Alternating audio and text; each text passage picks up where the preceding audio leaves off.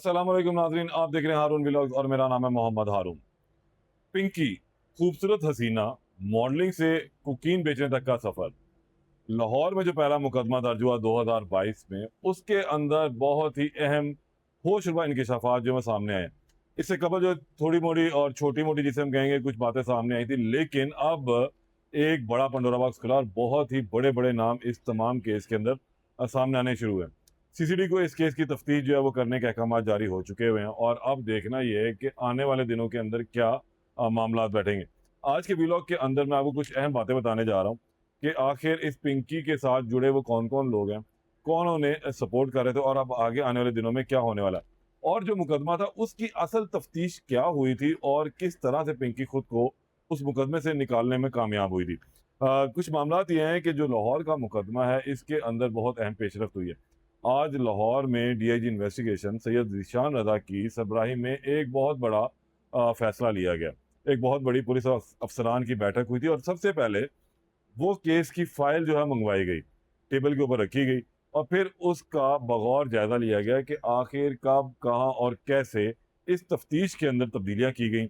इस तफ्तीश का रुख जो है मोड़ा गया, अफसरान को ब्रीफिंग भी दी गई और फिर उन लोगों के नाम सामने आए जो खास तौर पर पिंकी को बचाने के लिए उस दिन से हरकत में आ चुके हुए थे। मामला भी उसमें कुछ यह था कि इसमें जो सबसे मामला बड़ी चीज सामने आई वो थी इस केस की नाकिस तफ्तीश। अब नाकिस तफ्तीश क्या होती है, यानी कि जो सबूत है उसको मिटा दिया जाए, जो असल हकायक है उनको छुपाया जाए, मंजर आम पे ना लाया जाए, मुलजम को गैर कानूनी तौर पर ऐसी सपोर्ट दी जाए जिससे वो अदालत में जाकर अब बच भी जाए। और यही इसी केस के अंदर भी किया गया था। अच्छा, इसके अंदर जो सबसे बड़ा मामला था कि इस केस का जो इन्वेस्टिगेशन ऑफिसर था उसका नाम है नज़ाकत। ये पहला बड़ा नाम है। नज़ाकत ने जब कोट लखपत थाने के अंदर ये मुकदमा दर्ज हुआ था तो इस केस की तफ्तीश करनी थी और ये इंचार्ज इन्वेस्टिगेशन था। इसको ये मुकदमा दिया गया। गो कि पिंकी के पास पैसे की बहुतात थी, तो पिंकी ने सबसे पहले जो अपने भाई को बचाने के लिए जो अपना पहला टारगेट किया वो था नज़ाकत। नज़ाकत के साथ जो साजबाज की गई उसकी भी कुछ तफसीलात जो है वो सामने है। अच्छा, अब नज़ाकत ने जो गिरफ्तार करना था पिंकी को, वो किस शख्स के कहने पर नहीं किया, वो था इसका शौहर इंस्पेक्टर राना इकराम। और राना इकराम या अकरम जो है, ये उस वक्त उस यूनिट के सरबराह थे, यानी कि नेशनल नारकोटिक्स इन्वेस्टिगेशन यूनिट जो बना हुआ था, एनआईयू। और ये जो नज़ाकत था उसी के मातहत काम कर रहा था। अब ये बड़ा अहम मामला था कि उसकी ही बीवी यानी कि उसका साला जब गिरफ्तार हो गया एक मुंशियात के मामले में, तो उसने फिर अपना असर रसूख इस्तेमाल किया। उसने कहा भाई, इसको तो अभी गिरफ्तार कर चुका हुआ है, अब इसको इस केस से निकालना है और मेरी बीवी को जो है वो गिरफ्तार नहीं करना। तो यहाँ से इस केस के ऊपर सबसे बड़ा असर हुआ वो इसके पिंकी के शौहरी का था। मुस्तक़ा इतलात के मुताबिक जो नज़ाकत था वो अब इंस्पेक्टर राना अकरम का मातहत था। तो जाहिर सी बात है कि वो अपने बॉस के कहने के खिलाफ कैसे जा सकता था, वो कैसे जो है उसको पकड़ सकता था। और जाहिर सी बात है कि उसने फिर उसके अंदर जो इसका साला था राना अकरम का, उसको सपोर्ट भी करनी थी। नज़ाकत ने जो सबसे बड़ी गलती की थी, जो उसने जुल्म किया, वो ये था कि इसने इस केस में पिंकी को इश्तिहारी करार नहीं दिया। पिंकी इस केस के अंदर, अनमोल उर्फ पिंकी जो है इस केस के अंदर गिरफ्तार नहीं हुई थी। उसका खाना जो है वो खाली छोड़ दिया गया। वो आज के दिन तक खाना खाली है। खाना नंबर 2 जो है वो खाली रहा और इसमें जो है इसकी गिरफ्तारी को इल्तवा रखकर जो है चालान मुकम्मल किया गया। उसकी हद तक जो चालान मुरतब किया गया, इसके साले की हद तक, यानी कि पिंकी के भाई की हद तक, वो भी जो है तफ्तीश इस तरह की बनाई गई कि उसमें उसको भी बेगुनाही तकरीबन लिख दिया गया था। क्योंकि अब इसको बेगुनाह लिखा गया था, जब तफ्तीश आगे चली तो जो मरकजी मुल्ज़िम रियाज था वो इस केस से बरी होना था। जब 4 माह के बाद इस केस का फैसला हुआ, चालान अदालत में जा चुका हुआ, क्योंकि स्पीडी ट्रायल था, स्पीडी करवाना था ताकि मामले को दबाया जाए, क्योंकि छोटा नेटवर्क तो काम कर ही नहीं था रहा। नेटवर्क तो कर रहा था लाहौर, कराची, इस्लामाबाद, पिशावर, मुल्तान, क्वेटा, इन तमाम जगहों पे। तो अगर मेन कैरेक्टर ही पकड़ा जाता तो फिर उसके बाद ज़ाहिर सी बात है इनका काम मुतासिर होना था। जो इनके मातहत लोग जिनको सप्लाई करते थे वो फिर आगे लोगों तक बेचते थे, उनके अंदर जो है एक अदम एतमाद पैदा होना था। तो इसका मतलब तो ये था कि चाइनीज फिल्मों की तरह, अंग्रेजी फिल्मों की तरह, जो मेन ड्रग डीलर है उसको बाकायदा तौर पर सपोर्ट फराहम की जाए।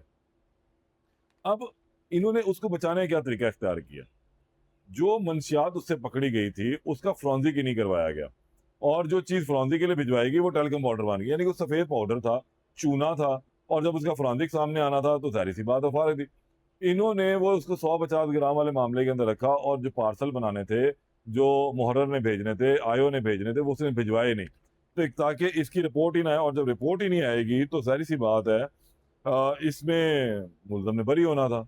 अब जो आज बड़ी बैठक हुई है पुलिस अफ़सरान की, उसके अंदर बड़े अहम फैसले किए गए।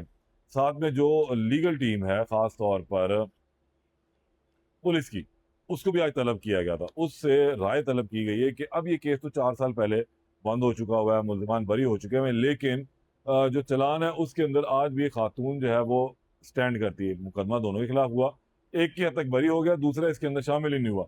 तो अब इसके ऊपर जो है कानूनी राय दी जाएगी, किस तरीके से जो है इसको तफ्तीश को ओपन किया जाए, इस तफ्तीश को तब्दील किया जाए, किसको दी जाए और इसके बाद जो है क्योंकि राय अब कानूनी किताबें खुलनी शुरू होंगी। वज़ीर-ए-आला पंजाब ने इसका नोटिस लिया था और उन्होंने कहा था कि मुझे तमाम रिपोर्ट चाहिए, पिंकी के लाहौर से गिरफ्तार होकर सिंध पहुँचने तक की और इस पे खुफिया इदारों ने अपनी रिपोर्ट भी भेज दी है। इसके साथ-साथ जो सीसीडी को भी कहा गया है कि अब आप इसके ऊपर तफ्तीश करें, इस सारे मामले को जो है वो खुद देखें और इसमें मेन जो है वो चीज़ें लाएँ। अब इस केस की जो तफ्तीश होगी वो ज़ीरो से होगी। अब जब ज़ीरो से होगी तो फिर वो जो माल पकड़ा गया था, वो देखा जाएगा माल खाने के अंदर कहाँ मौजूद है, क्या आया वहाँ से भी कहीं गायब तो नहीं कर दिया क्योंकि पिंकी के पास पैसा बहुत था। वो हुनर रखती थी 1 किलो से 10 किलो बनाने का, उस तमाम हेरोइन को। तो अब इसका जो मेन हेड था वो यही था कि अब इसको जो बरामद किया वो माल बरामद किया जाए, माल मुकदमा चेक किया जाए, फिर उसका फॉरेंसिक करवाया जाएगा। ये अब तमाम लीगल टीमें जो हैं वो देंगी। अच्छा पिंकी का जो मुबैना शौहर है, अब ये मैं मुबैना कह रहा हूँ कि वो मानती भी और नहीं भी मानती और वो इंस्पेक्टर भी मानता है नहीं मानता, वो लाहौर की एक निजी सोसाइटी में इस वक़्त रह रहा है।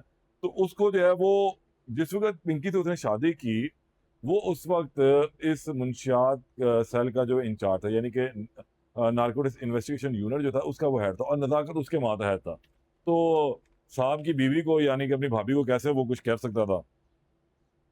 अब अनमोल के जो मुकदमे में जो दर्ज मुकदमा है इसके अंदर तफ्तीश का जो है वो आगाज़ दोबारा किया जाएगा, कुछ तहकीकात की जा रही हैं, उन लोगों के बयानात इकट्ठे किए जाएँगे। अब इसमें एक और बड़ी अहम बात है कि ये दोनों रिटायर हो चुके हैं।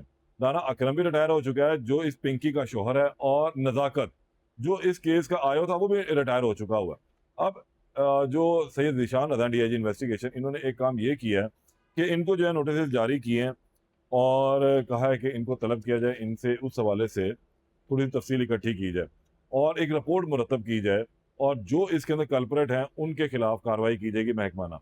ज़ाहिर-सी बात है, अब ये पंडोरा जब खुल गया है, तो इसके अंदर जो-जो आएगा, उसको पकड़ा जाएगा। साबका दौर में देखा जाएगा किसी इन्वेस्टिगेशन की, किस-किस के पास केस रहा है, बयानात रिकॉर्ड होंगे, अगर उनकी गफलत पाई गई, तो उन पर भी मुकदमा दर्ज होगा। लेकिन वो कहते हैं ना कि सयानी बिल्ली खंभा नोचे, वक़्त गुज़र चुका हुआ है, मामलात हो चुके हुए हैं। अब वो सिर्फ़ खंभा नोच के बताएँगे जी बहुत कुछ हो गया। 2-4 10 दिन चलेगा फिर ये बंद हो जाएगा केस शायद इसी तरह से मामलात रहने। लेकिन अब फ़िलहाल लाहौर के अंदर भी जो थोड़े से मामलात बदल चुके हैं और पिंकी के खिलाफ कार्रवाई का आगाज़ कर दिया गया। केस के अंदर मज़ीद जो तफ़सील आएगी उससे मैं आपको लाज़मी आगाह करूँगा। तब तक के लिए इजाज़त दें। अल्लाह निगहबान।